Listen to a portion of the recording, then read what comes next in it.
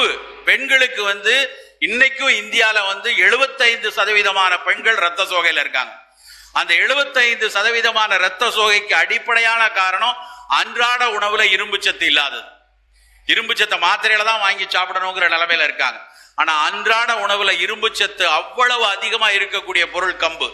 இங்க பஜ்ரான்னு சொல்றோம் இல்லையா, அந்த பஜ்ரா, அந்த கம்பு நம்ம கம்பு தோசையாவோ, கம்பு சோள தோசையாவோ, கம்பு ரொட்டியாவோ, கம்பங்கூழாகவோ, கம்பு மோர்ச்சோறு வெங்காயம் போட்டோ சாப்பிட்டோம்னா இரும்பு சத்தும் கூடவே கால்சியம் சத்தும் நிறைய கிடைக்கும்.